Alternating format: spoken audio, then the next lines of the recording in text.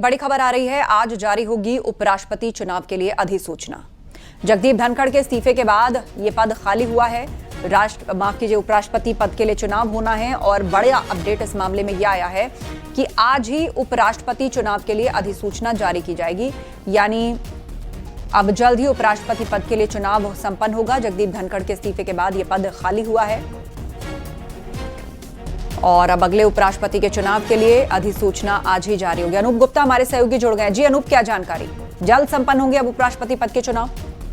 देखिए, आपको बता दूं कि जिस तरीके से इलेक्शन कमीशन ने एक तरह से इसकी प्रक्रिया शुरू कर दी थी, आज रिटर्निंग ऑफिसर कौन होगा उसकी भी घोषणा इलेक्शन कमीशन की तरफ से कर दी गई है और इसका गजट नोटिफिकेशन थोड़ी ही देर के बाद जारी हो जाएगा। यानी कि जो अभी प्रेस रिलीज में जारी हुआ है उसको गजट के जरिए इलेक्शन कमीशन जारी कर देगी।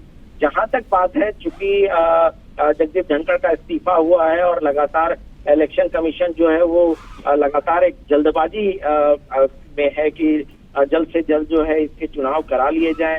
पहले इसकी जो है वो जानकारी नोटिफिकेशन जो है इलेक्शन कमीशन की तरफ से जारी की गई। आज रिटर्निंग ऑफिसर पर फैसला हो गया। उसके बाद जो इलेक्टोरल कॉलेज है उसकी भी गिनती जो है वो शुरू हो गई है और जाहिर सी बात है कि 1-2 दिनों में उसकी भी प्रक्रिया खत्म कर दी जाएगी और उसके बाद आधिकारिक रूप से कब चुनाव कराए जाएंगे इसका पूरा नोटिफिकेशन जो है वो इलेक्शन कमीशन की तरफ से जारी कर दिया जाएगा।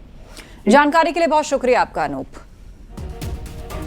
तो आज ही उपराष्ट्रपति पद के चुनाव के लिए अधिसूचना जारी होगी।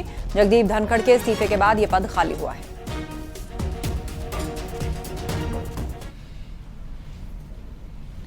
हमीरपुर में